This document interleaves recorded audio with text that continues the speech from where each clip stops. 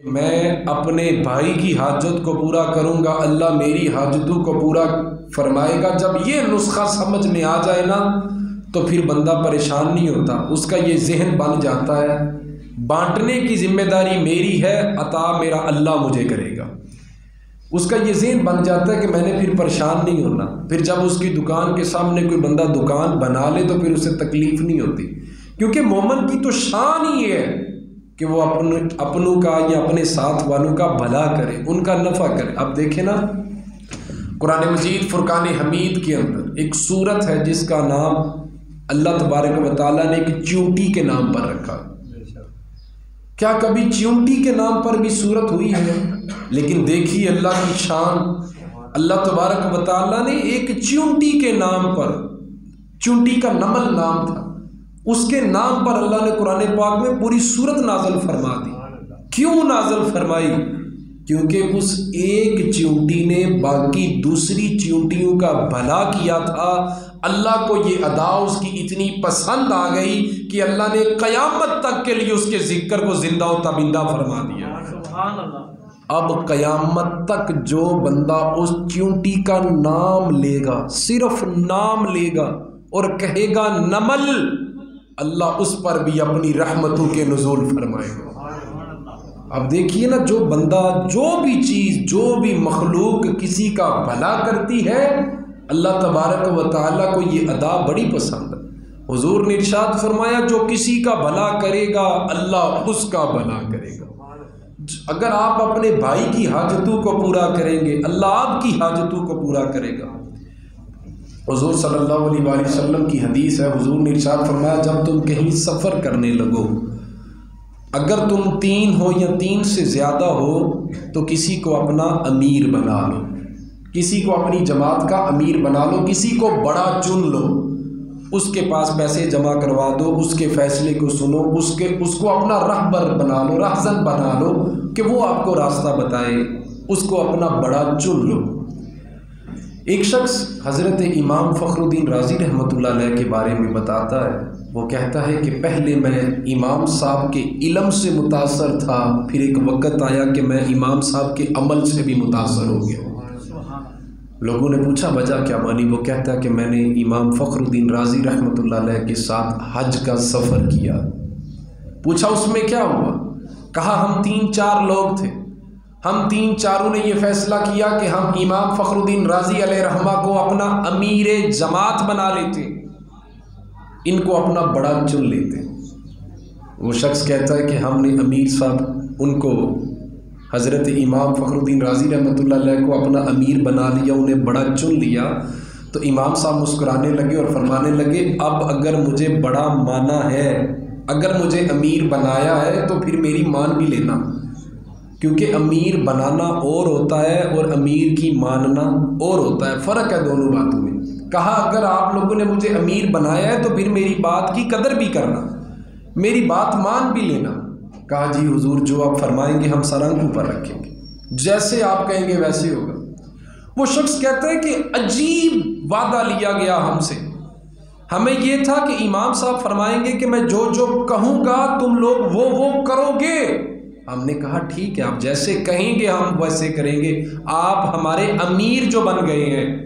وہ شخص کہتا ہے کہ ہم نے دیکھا کہ امام فخر الدین رازی علیہ رحمہ ہم تینوں بندوں کا سامان اکٹھے اٹھاتے تھے، اکیلے سامان اٹھاتے تھے، اگر ہم کسی جگہ پہ پڑاؤ کرتے ہمارے لیے بسترا وہ اکیلے بچھاتے تھے، اگر ہمیں کھانے کے لیے بھوک کی طلب ہوتی ہم کہیں پہ پڑاؤ کرتے تو وہ کھانا اکیلے پکایا کرتے تھے۔ وہ شخص کہتا ہے کہ ہم سب نے اکٹھے ہو کے، ہم 3-4 نے اکٹھے ہو کے رو کر عرض کی کہ حضرت آپ کیوں گناہ گار کرتے ہیں؟ آپ تو اتنے بڑے امام ہیں، اتنا زیادہ علم ہے آپ کے پاس، آپ ہمارے بڑے ہیں، آپ ہم سے افضل ہیں، معتبر ہیں، نیک ہیں، آپ ہمیں خدمت کا موقع دیں۔ تو آپ فرمانے لگے نہیں، تم نے مجھے امیر بنایا ہے نا، ذمہ داری بھی میری ہے۔ ہمارے ہاں تو جس کو امیر بنایا جائے وہ تو شہنشاہ بن جاتا ہے۔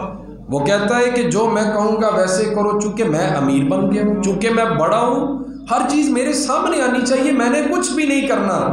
لیکن آپ نے اس نقطۂ نظر کو بدل دیا. آپ نے فرمایا اگر امیر میں بنا ہوں تو اس کا مطلب یہ نہیں کہ میں تمہارا بڑا بن گیا ہوں، اس کا مطلب یہ ہے میں تمہارا خادم بن گیا ہوں. وہ شخص کہتا ہے کہ حج کے دوران ایک ایسا واقعہ پیش آیا کہ پہلے شدید طوفان آیا، رات کا وقت تھا، پھر تیز بارش لگ گئی. ہمارے پاس 4 چادریں تھیں. ہم نے ایک جگہ پر پڑاؤ کیا، کچھ چیزوں کو گاڑ کر ہم نے ایک صاحبان بنایا، ایک خیمہ بنایا. 3 چادریں ہم نے تینوں سائڈوں پر لگا لی اور ایک چادر ہم نے اپنی چھت بنا لی. کہتے ہیں کہ 3 چیزیں تھیں، 3 جگہوں پہ سپورٹ تھی جن کے ساتھ ہم نے چادر کو باندھ لیا. ایک چادر کو چھت کے اوپر باندھ لیا، ایک چادر سے ہم نے چھت بنا لی، اور اب چادر کوئی نہیں بچی تھی اور جگہ بھی کوئی نہیں بچی تھی کہ ہم جس کے ساتھ چادر باندھیں. تو وہ شخص کہتا ہے کہ امام فخر الدین رازی علیہ رحمہ، قربان جاؤں آپ کی اس ادا پر، آپ نے اپنی دستار کو کھولا، اپنے رومال کو کھولا اور ساری رات وہاں پر چادر پکڑ کے کھڑے رہے. وہ شخص کہتا ہے کہ میں تو قربان ہو گیا، مجھے خرید لیا انہوں نے، میں فدا ہو گیا ان پہ. اب وہ شخص کہتا ہے کہ ایک وقت ہو گیا مجھے، میں ان سے ملا نہیں، میں نے ان کو دیکھا نہیں، لیکن جب سے میں حج کا سفر کر کے واپس آیا ہوں، میں نے جتنی بھی نمازیں پڑھی ہیں، ہر نماز کے بعد میں اپنے لیے دعا بعد میں کرتا ہوں، پہلے امام راضی کے درجات کی بلندی کی دعا پہلے میں ان کے درجات کی بلندی کی دعا کرتا ہوں، کیونکہ انہوں نے ہمیں بہت نفع بخشا، انہوں نے ہمارے لیے بھلائی کا راستہ بنایا، اتنا انہوں نے ہمارے لیے اپنے آپ کو محنت میں لگایا کہ ہمارے دل انہوں نے جیت لیے. میرے عزیزو، یہ حکم ہے کہ وہی مسلمان بہتر ہے جو دوسروں کا بھلا کرتا. حضور سید عالم صلی اللہ علیہ وآلہ وسلم آپ ایک جگہ سفر کے لیے تشریف لے جانے لگے تو کچھ خادم، کچھ صحابہ بھی آپ کے ساتھ تھے، کچھ اور لوگ بھی آپ کے ساتھ تھے، اور کچھ ایسے لوگ تھے جنہوں نے روزہ رکھا ہوا تھا اور کچھ ایسے لوگ تھے جنہوں نے روزہ نہیں رکھا ہوا تھا. اب ہمارے ہاں یہ نقطہ نظر بنا ہوا ہے کہ جس کا روزہ ہوتا ہے وہ یہ سمجھتا ہے کہ میرا تو روزہ ہے، اور جس نے روزہ نہیں رکھا شاید وہ معاذ اللہ کوئی چھوٹا آدمی ہے، یہ عبادت ہی نہیں کر پایا، میں اس میں عبادت سے افضل ہوں، میں آگے ہوں، میں بھوک برداشت کر رہا ہوں اور یہ تو کھا پی رہا ہے، لہٰذا یہ میرا خادم بن جائے، یہ میرے تھوڑے بہت کام کرے. ہمارے ہاں یہ دستور بنایا جاتا ہے، یہ خیال آتا ہے کہ میں روزے سے ہوں، میں تو کچھ نہیں کروں گا، جس کا روزہ نہیں ہے وہ خدمت کرے. حضور صلی اللہ علیہ وآلہ وسلم آپ ایک جگہ سفر پر جانے لگے تو کچھ سالکین ساتھ تھے جن میں سے چند کے روزے تھے اور چند کے روزے نہیں تھے، نفلی روزے رکھے ہوئے تھے انہوں نے بھی. خاص توجہ فرمائیں. اب ایک لوگ وہ ہیں جو عبادت والے ہیں، یعنی کہ وہ روزہ رکھ کے سفر فرما رہے ہیں تو اللہ عبادت کے ثواب عطا فرما رہے ہیں، روزہ رکھ کے باہر نکلے ہیں تو اللہ ان کو قدم قدم پر عبادت کا اجر دے رہا. اور ایک وہ ہیں جنہوں نے عبادت کے لیے روزہ نہیں رکھا ہوا، یا وہ نہیں رکھ پائے، کسی مجبوری کی وجہ سے کوئی سبب بنا ہوگا کہ وہ روزہ نہیں رکھ پائے. اب 2 جماعتیں ہیں، ایک وہ جماعت ہے حضور کے ساتھ جس نے روزہ رکھا ہوا ہے، اور ایک وہ جماعت ہے جس نے روزہ نہیں رکھا ہوا. اب اگر کہیں پر بھی پڑاؤ ہوتا تو جنہوں نے روزہ نہ رکھا ہوا، نہیں رکھا تھا، وہ خیمے لگاتے، وہ میخیں لگاتے جانوروں کو باندھنے کے لیے، وہ کھانے کا پانی کا انتظام کرتے، وہ بسترے سارا سامان لگاتے. اب بھی اسی طرح تھوڑا سا آگے جا کر افطاری کے لیے حضور نے ارشاد فرمایا کہ ایک جگہ پر پڑاؤ کرو. پڑاؤ کیا گیا. جو روزے دار تھے وہ چونکہ عبادت میں تھے تو جو خدمت کر رہے تھے ان کے دل میں بھی کوئی خیال نہیں تھا، وہ بھی صرف اسی لیے خدمت کر رہے تھے کہ یار انہوں نے اللہ کی رضا کے لیے روزہ رکھا ہوا، ہم ان کی خدمت کر کے اللہ سے اللہ کی رضا حاصل کر لیتے. انہوں نے میخیں لگائیں، جانوروں کو باندھا، پھر افطاری کا انتظام کیا، خیمے لگائے، بسترے لگائے، وہاں پر بیٹھنے کا انتظام کیا، کھانا لے کر آئے، پانی دے کر آئے، کافی زیادہ وہ خدمت میں لگے رہے. اب روزہ افطار ہو گیا. اب روزہ جب افطار ہوا تو جنہوں نے روزہ رکھا ہوا تھا وہ تو اطمینان میں تھے، اور جنہوں نے روزہ نہیں رکھا ہوا تھا وہ خدمت میں لگے ہوئے تھے. جب روزہ افطار ہوا تو حضور سید عالم صلی اللہ علیہ وآلہ وسلم آپ نے یہ سارا عمل دیکھا. میں نے پہلے عرض کی جو خدمت کر رہے تھے ان کے دل میں بھی کوئی خیال نہیں تھا، وہ بھی صرف اللہ کی رضا کے لیے خدمت کر رہے تھے، لیکن کسی نے بھی حضور سے آ کر کچھ نہیں کہا، نہ کوئی بات کی. لیکن اس کے باوجود حضور صلی اللہ علیہ وآلہ وسلم مسکرائے. آپ نے فرمایا کہ آج میں نے دیکھا ہے کہ دو جماعتیں تھیں، ایک وہ تھی جس نے روزہ رکھا ہوا تھا اور ایک وہ تھی جو خدمت میں لگی ہوئی تھی. تو حضور نے ارشاد فرمایا تم جانتے ہو کہ اللہ نے زیادہ اجر کس کو عطا فرمایا؟ تو صحابہ نے عرض کی یا رسول اللہ صلی اللہ علیہ وسلم، اللہ جانتا ہے یا اللہ کے رسول صلی اللہ علیہ وآلہ وسلم بہتر جانتے ہیں، ہم نہیں جانتے. تو حضور نے ارشاد فرمایا جماعتیں دو تھی، ایک نے روزہ رکھا تھا اور ایک خدمت میں لگی ہوئی تھی. لیکن جب حضور نے رزلٹ بیان فرمایا تو حضور نے ارشاد فرمایا اللہ نے ان کو زیادہ اجر عطا فرمایا ہے جو خدمت میں لگے ہوئے تھے. سبحان اللہ. کیونکہ یہ بھلائی کا کام کر رہے تھے، یہ نفع پہنچا رہے تھے، اور یہ عاجز ہو کر، یہ بالکل عاجزی کے ساتھ، انکساری کے ساتھ اپنے مسلمان بھائی کی مدد میں لگے ہوئے تھے. حالانکہ ان کے روزے تھے، لیکن اللہ کو ان کی یہ ادا اتنی پسند آ گئی ہے، اللہ نے ان کے روزوں کو بھی قبول فرمایا ہے، ان کے روزوں پر انہیں بھی اجر دیا ہے، لیکن ان سے بڑھ کر انہیں خدمت کا اجر عطا فرمایا. میرے عزیزو، ہم لوگ اے سی والے کمرے میں بیٹھ کے، اے سی والی گاڑی میں بیٹھ کے، پنکھے والے ماحول میں رہ کے، چھت کے نیچے رہ کے، جب افطاری کا وقت ہوتا ہے تو اپنے گھر والوں کو کہہ دیتے ہیں کہ میری مرضی کا آج کھانا نہیں بنا، مجھے یہ چیز پسند تھی آپ یہ لے کر نہیں آئے کیونکہ میں نے روزہ رکھا ہوا ہے. کبھی آپ پوچھیں نا اپنی ماں سے یا اپنے بچوں کی ماں سے، جو اپنا روزہ بھی ان کا ہوتا ہے لیکن پھر بھی وہ گرم آگ کے سامنے، اس سیک کے سامنے آپ کے لیے افطاری کا انتظام کر رہے ہوتے ہیں، اور جب آپ کے سامنے وہ کھانا پیش کرتے ہیں تو آپ دو لفظوں میں ساری محنت پہ پانی پھیر دیتے ہیں، یہ کہہ کے کہ میری مرضی کی چیز نہیں بنی. ارے جو انہوں نے بنایا وہ کس کے لیے؟ آپ کا بھی روزہ تھا، آپ تو روزہ رکھ کے آرام فرما رہے تھے، لیکن روزہ ان کا بھی تھا، وہ روزہ رکھ کے آپ کی خدمت میں لگی ہوئی تھی. دانشور کہتے ہیں، سیانے کہتے ہیں، سیانوں کا قول ہے، وہ کہتے ہیں کہ اگر عورت اپنے ہاتھوں سے ایک پہاڑ اٹھا کے دوسری طرف رکھ دے نا، ایک پہاڑ اٹھا کے دوسری طرف رکھ دے، تو صرف اسے اتنا کہہ دیا جائے نا کہ اللہ تمہارے ہاتھوں کو سلامت رکھے، تم نے کام بڑا اچھا کیا ہے، تو کہتے ہیں کہ اس سے زیادہ اس سے اور کچھ بھی نہیں چاہیے ہوتا، اس کے لیے یہ لفظ کافی ہوتے.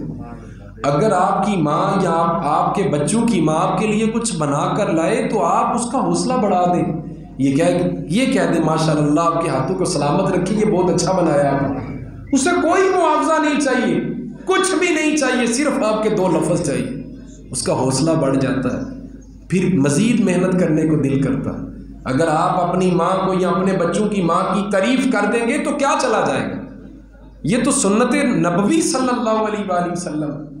جب بھی آپ کے سامنے کھانا ہے، بے شک آپ روزے سے ہیں میرے بھائی، آپ کا روزہ آپ کا اللہ کے ساتھ معاملہ ہے.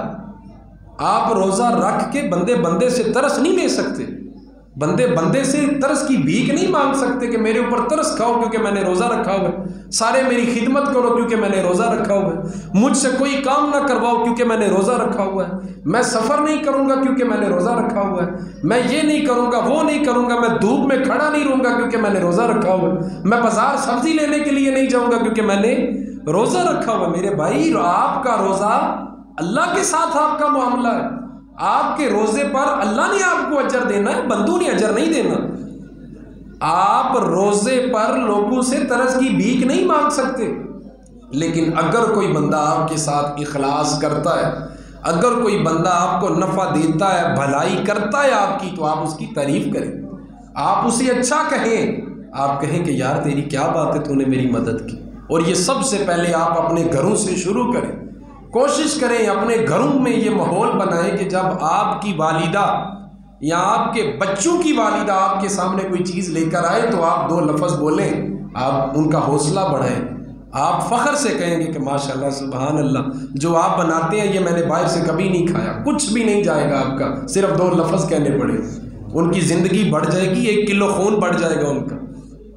تو میرے عزیزوں کوشش کریں اپنے گھروں کے اندر ایسا خوبصورت ماحول بنائیں، پازیٹیو ماحول بنائیں، مثبت سوچیں لے کر چلیں اور روزوں کو ضائع نہ کریں۔ دسترخوان پہ بیٹھے تو اللہ کی ہر عطا کی ہوئی نعمت کا شکر ادا کریں، شکوہ نہیں کریں، شکوہ نہیں کریں۔ اگر اللہ نے آپ کو صرف کھجور عطا کی ہے تو آپ یوں کہیں کہ یا اللہ تیرا شکر ہے کہ تو نے کھجور بھی عطا فرمایا۔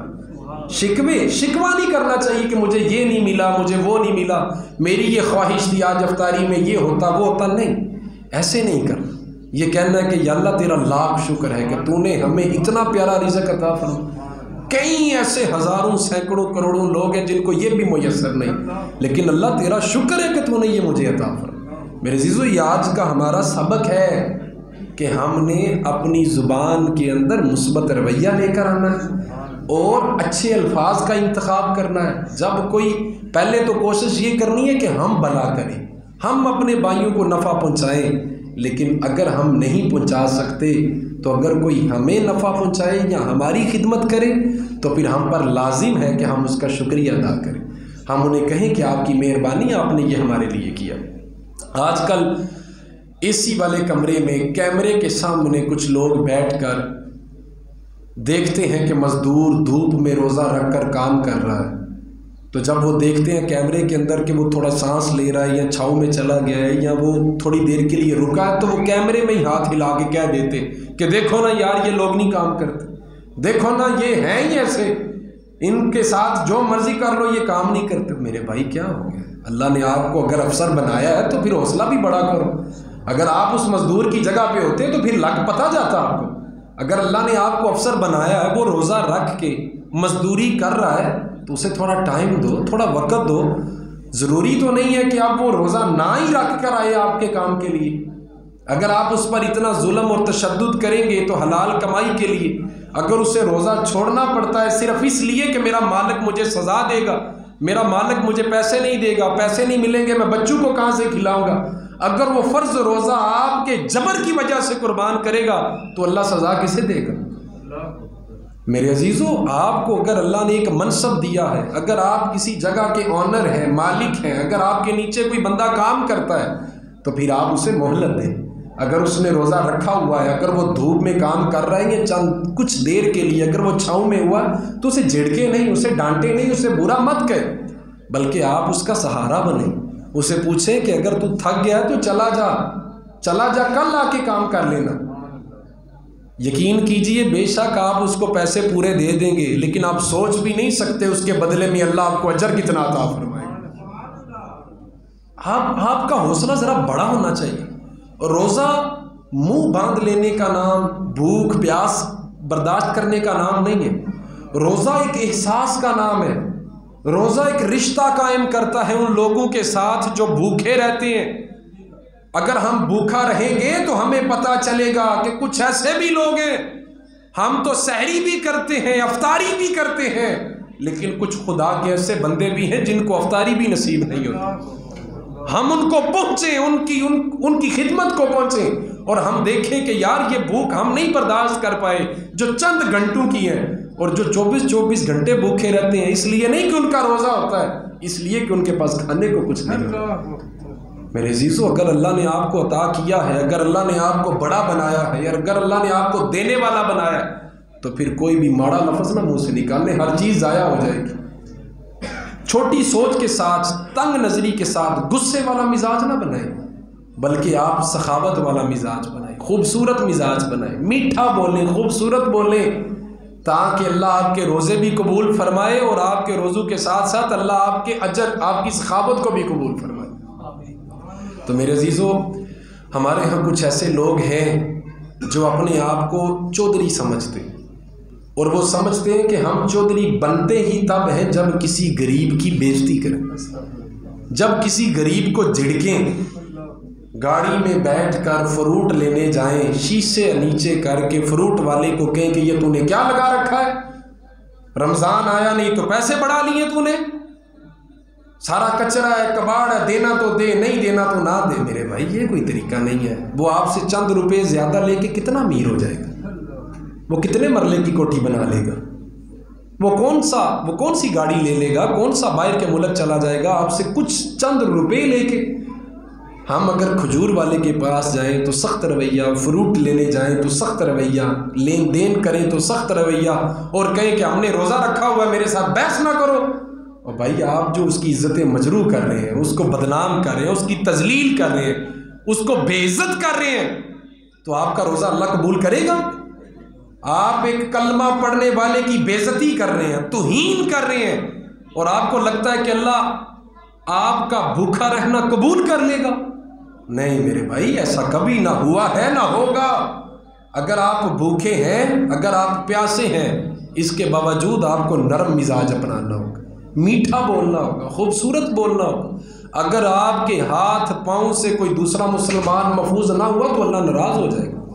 اگر اللہ ناراض ہو گیا تو ساری عبادت پہ پانی پھر جائے گا، کچھ بھی ہاتھ نہیں رہے گا۔ بات کرنے کا مقصد اور عنوان یہ ہے کہ ایک مسلمان کی ذمہ داری ہے کہ وہ اپنے مومن بھائی کو نفع پہنچائے، اس کا بھلا کرے، اور اگر کوئی بندہ آپ کو نفع پہنچائے یا آپ کا بھلا کرے تو آپ اس کا شکریہ ادا کریں، اللہ کا شکریہ ادا کریں۔ حضرت مولا علی شیر خدا کرم اللہ تعالی وجہ الکریم، آپ کوفے کے بازار گئے، آپ کا غلام آپ کے ساتھ تھا، آپ نے وہاں سے 2 جوڑے خریدے، ایک جوڑا خریدا مہنگا اور ایک جوڑا خریدا سستا۔ غلام کہتا ہے کہ میں مولا علی کے ساتھ تھا، میں سمجھ گیا کہ مہنگا جوڑا آقا کا ہے اور سستا جوڑا نوکر کا ہے۔ غلام کہتا ہے کہ میں مولا علی کرم اللہ تعالی وجہ الکریم کے ساتھ تھا، ہم نے کچھ سامان لیا، 2 جوڑے لیے، ایک سستا اور ایک مہنگا۔ سامان لے کر ہم گھر واپس آئے، میں نے اپنے ہاتھوں سے ایسے دونوں جوڑے مولا علی شیر خدا کرم اللہ تعالی وجہ الکریم کو پیش کیے تاکہ آپ اپنا سامان میرے ہاتھوں سے اٹھا لیں۔ تو وہ غلام کہتا ہے سبحان اللہ، قربان جائیں اس ادا پر، کیا انداز ہے، کیا تدبر ہے، کیا تفکر ہے، کیا قناعت ہے، کس طرح آپ اپنی بھی اور لوگوں کی بھی اصلاح فرما رہے ہیں۔ کس طرح یہ مولا علی شیر خدا، یہ وہ ہیں جنہوں نے آنکھ کھلنے سے لے کر آخر تک حضور صلی اللہ علیہ وآلہ وسلم کی تربیت میں وقت گزارا۔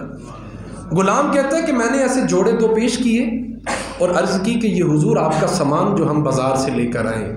غلام کہتا ہے کہ مولا علی کرم اللہ تعالی وجہ الکریم نے نیچے سے سستے والا جوڑا اٹھا کر قبول فرما لیا اور مہنگا جوڑا میرے ہاتھوں میں چھوڑ دیا۔ میں نے عرض کی آقا یہ کس لیے، یہ کس کا ہے؟ تو مولا علی فرماتے ہیں یہ تمہارا ہے۔ وہ کہتا ہے میں رو پڑا، میں نے عرض کی آقا یہ مہنگا ہے، یہ بہت مہنگا ہے۔ آقا آپ میرے آقا ہیں، میں آپ کا نوکر ہوں، آپ یہ جوڑا قبول کریں، سستا مجھے دے دے، سستا بھی تو نیا ہے نا، میں وہ بھی تو نیا ہے نا، میں وہ پہن لیتا ہوں۔ مولا علی نے فرمایا نہیں تو مہنگا جوڑا پہنے گا، مہنگا میں نے لیے ہی تیرے لیے۔ وہ شخص کہتا ہے، وہ غلام کہتا ہے کہ ایک بات میں نے کی اور ایک ہی بات مولا علی نے کی تو میں خاموش ہو گیا۔ کیا سخاوت ہے رے، یہ بھی تو مسلمان تھے نا، یہ بھی تو کلمہ پڑھنے والے تھے نا، دیکھیں نا اللہ نے ان کو بھی کتنی عزتیں عطا فرمائی ہیں، انہوں نے بھی تو سخاوتیں کی ہیں، لیکن اللہ نے ان کے تذکرے کس طرح قیامت تک کے لیے بلند فرما دیے۔ وہ شخص کہتا ہے کہ میں نے عرض کی کہ حضور مہنگا آپ پہنے کیونکہ آپ آقا ہیں، میں نوکر ہوں، مجھے سستا دے دیجئے۔ تو وہ غلام کہتا ہے مولا علی نے ایک بات کی، میں لاجواب ہو گیا۔ مولا علی نے فرمایا میں ہو گیا ہوں بوڑھا، میں سستا پہن لوں گا پتہ نہیں چلے گا، مہنگا بھی پہنوں گا تو پتہ نہیں چلے گا، تو جوان ہے، مہنگا پن خوبصورت لگے گا، تو مہنگا پہن لے خوبصورت لگے گا، پیارا لگے گا، یہ مہنگا سوٹ اور بھی پیارا لگے گا جب اسے تو پہن لے گا۔ کہتا ہے کہ میں نے اسے قبول کر لیا۔ میرے عزیزو، یہی اسلام کا درس ہے، یہی حکم ہے کہ آپ اپنے مسلمان بھائی کے لیے نفع کریں، اس کا بھلا کریں، اس کی خدمت کریں، اس کو فائدہ پہنچانے کی کوشش کریں۔ یہی اسلام کا دستور ہے اور یہی قانون ہے اور یہی اسلام کا حکم ہے کہ آپ اپنے مسلمان بھائی کے لیے نفع سوچیں، اس کا فائدہ سوچیں، اس کا بھلا سوچیں۔ ہمارے بڑوں نے یہ کر کے دکھایا ہے، ہمارے بڑوں نے یہ کوئی مشکل کام نہیں ہے، انہوں نے کر کے دکھایا ہے، بس آج ہمارے لیے ذرا مشکل ہو گیا۔ آج ہمارے لیے مشکل ہو گیا ہے۔ تو میرے عزیزوں، روزہ اگر میں نے رکھا ہے یا آپ نے رکھا ہے، روزے کا معاملہ ہمارا اللہ کے ساتھ۔ ہم روزہ رکھ کے لوگوں سے ترس کی بھیک نہیں مانگ سکتے کہ میں نے روزہ رکھا ہوا ہے میری خدمت کرو، میں نے روزہ رکھا ہوا ہے میں یہ نہیں کر سکتا، میں وہ نہیں کر سکتا چونکہ میں نے روزہ رکھا ہوا ہے، اور جس نے روزہ نہیں رکھا ہوا سارے کام وہ کرے گا۔ میرے بھائی ایسے نہیں ہوتا۔ آپ کا روزہ آپ کے اللہ کے ساتھ اس کا معاملہ ہے، اللہ نے اس کا اجر آپ کو دینا ہے، مخلوق نے نہیں دینا۔ اور اگر آپ روزہ رکھ کے کام بھی کرتے ہیں، نرم مزاج بھی رہتے ہیں، میٹھا بولتے ہیں، سخت نہیں بولتے، غصے کے ساتھ کسی کو نہیں دیکھتے، سبزی لینے جاتے ہیں پیار سے لیتے ہیں، بازار میں جاتے ہیں پیار سے، فروٹ خریدتے ہیں پیار سے، گھر میں رہتے ہیں پیار سے، حتیٰ کہ جب افطاری کا وقت ہوتا ہے اگر آپ کو آپ کے پسند کی چیز نہیں ملتی پھر بھی آپ پیار سے روزہ افطار کر لیتے ہیں، تو میرے عزیزو یہی وہ روزہ ہوگا جو قبولیت تک پہنچے گا۔ اور اگر آپ افطاری کے وقت آ کے سارا دن گزار کے افطاری کے وقت آ کے اپنی ماں کو یا اپنے بچوں کی ماں کو یہ کہہ دیں گے کہ یہ کیا بنایا، یہ تو میں نے نہیں کھانا، میں نے سارا دن بھوک برداشت کی ہے، کھانے کے لیے یہ بنا دیا، تو میرے بھائی روزہ چلا جائے گا، ختم ہو جائے گا، پانی پھر جائے گا آپ کی عبادت۔ ایسا بالکل نہیں کرے، بالکل میٹھا نرم مزاج۔ اور میں عرض کر رہا تھا کہ جو اللہ عطا کرے، سامنے فقط ایک کھجور ہی کیوں نہ پڑی ہو، آپ یوں دعا کریں کہ یا اللہ تیرا شکر ہے کہ تو نے کھجور بھی عطا فرمائی۔ میرے عزیزو، ایسے لالچ والا مزاج نہیں بنا۔ لالچ والا قرآن پاک نے بڑی سختی کے ساتھ بار بار ذکر فرمایا کہ اپنا تدبر کرو، تدبر کرو، اپنے اوپر غور کرو، فکر کرو اپنی، اور دیکھو کہ تم لوگ کیا کر رہے ہو، تم لوگ کیا کر رہے ہو۔ کچھ ایسی نعمتیں ہیں جو اللہ نے آپ کی محنت پر آپ کو عطا کی ہیں، اور بہت ساری ایسی نعمتیں ہیں جو اللہ نے بن مانگے آپ کو عطا کی۔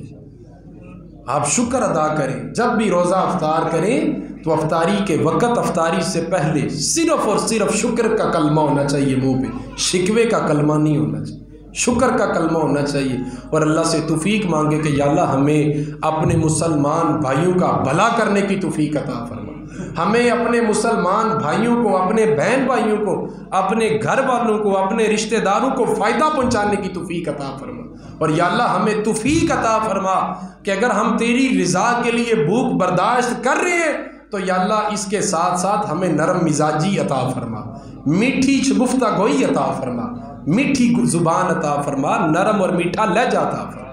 میرے عزیزو، اعتکاف بھی آ رہا ہے، اعتکاف کی بڑی فضیلت ہے۔ 20ویں روزے کے مغرب کے بعد اعتکاف والے اعتکاف کی نیت کر کے مسجد میں آ جاتے ہیں۔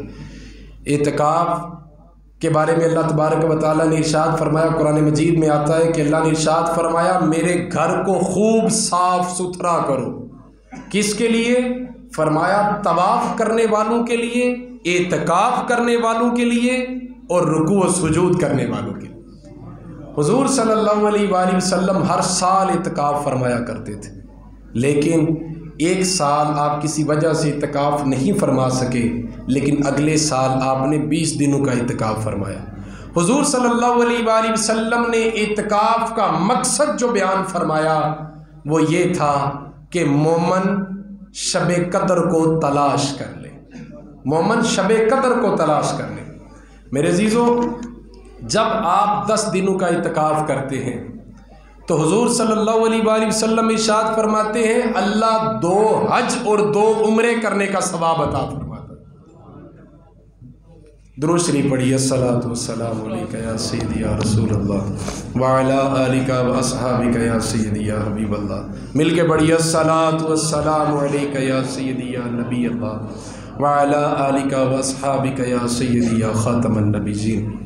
اعتکاف کے اندر کچھ باتوں کا خیال رکھنا بڑا ضروری ہوتا ہے، جس طرح بلا ضرورت طبی مسجد سے باہر نہیں جانا چاہیے، فضول گفتگو نہیں کرنی چاہیے، شریعت جن چیزوں کا حکم دیتی ہے ان چیزوں پر عمل کرنا چاہیے، جن چیزوں سے روکتی ہے ان چیزوں سے رکنا چاہیے۔ ابھی اس کے ساتھ ساتھ اعتکاف کا مقصد اور مطلب کیا ہے، اس پر بھی غور کرنے کی بڑی ضرورت ہوتی ہے کہ اعتکاف کیوں کیا جائے۔ بہت سارے لوگ بہت سارے مسائل پوچھتے ہیں اعتکاف کے بارے میں، لیکن جب ان کو گنجائش بہت ساری نکال کے مسائل کا حل بتایا جاتا ہے تو وہ بہت ساری گنجائشیں خود بھی نکال لیتے ہیں، پھر وہ بہت سارے ایسے عمل کرنے لگ جاتے ہیں کہ جن سے اعتکاف تذبذب کا شکار ہو جاتا ہے۔ نالے بھی دسنا ہے کہ کئی بندے پوچھتے رہتے ہیں کہ موبائل تے فیس بک تو بغیر ساڈا اعتکاف بیٹھ سکتے ہیں؟ جی اب دیکھیے، اعتکاف کے اندر آپ باہر والوں سے بات کر سکتے ہیں، اس میں کوئی حرج نہیں۔ ضرورت کے تحت اگر کوئی ایسا شرعی عذر بن گیا ہے کہ آپ کو فون کرنا پڑ گیا، اگر آپ فون نہ کریں تو کام نہیں بنتا، یا کوئی ایسی صدمے کی خبر ہے تو آپ کر سکتے ہیں، شریعت اجازت دیتی ہے۔ لیکن سوال یہ اٹھتا ہے کہ اعتکاف کا مطلب تو یہ تھا کہ آپ لوگوں کے ساتھ اپنا رابطہ توڑ کر اپنے رب کے ساتھ رابطہ جوڑیں، تو آپ پھر اس مقصد تک تو نہیں پہنچ پائے نا۔ اگر آپ نے موبائل ہی یوز کرنا تھا، اگر آپ نے یہاں پر گپ شپ کا ہی ماحول بنانا تھا، یہ سب تو آپ اعتکاف کے باہر بھی کر رہے تھے، تو پھر اعتکاف بیٹھنے کی کیا ضرورت ہے؟ اگر آپ اعتکاف بیٹھے ہیں تو پھر حوصلہ کریں۔ ہمارے علماء فرماتے ہیں، وہ لکھتے ہیں کہ زندگی میں ایک بار اعتکاف تو ضرور کرنا چاہیے، اور جسے اللہ ہر سال موقع عطا فرمائے اس کی تو کیا ہی بات۔ اور اعتکاف کا مطلب کیا ہے؟ اعتکاف کا مطلب یہ ہے کہ بندہ دنیا سے کٹ کر، ہر چیز سے کٹ کر، جیسے قرآن کہتا ہے نا، ہر چیز سے بڑھ کر، مال و دولت سے، جان سے بڑھ کر میرے نبی سے محبت فرماؤ، تو اسی طرح ہر چیز سے کٹ کر، ہر چیز سے بڑھ کر اللہ اور اللہ کے رسول صلی اللہ علیہ وآلہ وسلم سے محبت کا موقع ملتا ہے۔ اور اعتکاف کے اندر بیٹھ کر جو سب سے زیادہ کثرت سے کرنے والا عمل ہے وہ یہ ہے کہ خوبصورت کر کے قرآن پاک کی تلاوت کی جائے۔ حضور صلی اللہ علیہ وآلہ وسلم ہر سال قرآن پاک کا دور فرمایا کرتے تھے حضرت جبرائیل امین کے ساتھ، اور جس سال حضور صلی اللہ علیہ وآلہ وسلم کا ظاہری وصال ہوا تو حضور سید عالم صلی اللہ علیہ وآلہ وسلم نے ارشاد فرمایا، 2 مرتبہ میں نے جبرائیل کو قرآن سنایا ہے اور 2 مرتبہ جبرائیل نے مجھے قرآن پڑھ کر سنایا۔ اور کوشش کی جائے کہ جہاں پر آپ اعتکاف بیٹھ رہے ہیں، اگر وہاں پر ایسا ماحول بنایا گیا ہے، قاری صاحب ہے، یہی میں بات کروں، اگر وہاں پر ایسا ماحول بنایا گیا ہے، قاری صاحب وہاں پر ہے، تو آپ بے شک پورا قرآن مکمل نہیں کر پاتے، لیکن کوشش کریں کہ آپ اپنے مخارج کو درست کریں، قرآن پاک کو خوبصورت کر کے پڑھیں، اپنی قرآن کی ادائیگی کو، اس کی تجوید کو بہتر کریں۔ اگر آپ 10 دنوں میں بیٹھ کر قرآن کے مخارج ٹھیک کر لیں گے نا، تو انشاءاللہ یہ 10 دن کا سیکھا ہوا قرآن آپ ساری زندگی خوبصورت پڑھتے رہیں گے۔ تو میرے عزیزو، اعتکاف کے اندر قرآن پاک کی تلاوت بھی کی جائے اور محاسبہ نفس بھی کیا جائے، اپنے نفس کا محاسبہ کیا جائے، دیکھا جائے کہ میں کیا کر رہا ہوں، میں کیا کر رہا تھا، کس کی وجہ سے میری عبادتیں چھوٹ رہی ہیں، کہ ایسا کون سا عمل ہے جس کی وجہ سے میں مسجد میں نہیں آ پاتا تھا، ایسی کون سی صحبت ہے جس نے مجھے مسجد سے اللہ اور اللہ کے رسول صلی اللہ علیہ وآلہ وسلم سے دور رکھا تھا۔ محاسبہ نفس کیا جائے اور دیکھا جائے کہ ایسا کون سا شخص ہے کہ میں جس کے پاس جا کر بیٹھتا ہوں تو میرا اللہ اللہ کرنے کو دل کرتا ہے، ایسا کون بندہ ہے، ایسی کون سی سنگت ہے جس میں جا کر میں بیٹھتا ہوں، یا ایسا کون سا عمل ہے جو میں کرتا ہوں تو میرا عبادت کرنے کو دل کرتا ہے۔ اپنا محاسبہ نفس کیا جائے، اور حضرت مجدد الفیسانی الشیخ احمد فاروق سرہندی رحمۃ اللہ علیہ، آپ سے کسی نے پوچھا کہ حضور دنیا کا خوش نصیب انسان کون ہے، تو آپ نے ارشاد فرمایا، خوش نصیب انسان وہ ہے جسے اللہ دید قصور عطا فرما دیتا ہے۔ عرض کی حضور یہ دید قصور کیا ہوتا ہے؟ تو آپ نے فرمایا، جس پر اللہ اس کے قصور عیاں کر دیتا، جس کے سامنے اس کے قصور آ جائیں، اس کی غلطیاں کوتاہیاں آ جائیں، اور ان غلطی اور کوتاہیوں سے وہ اپنی زندگی کی راہوں کو درست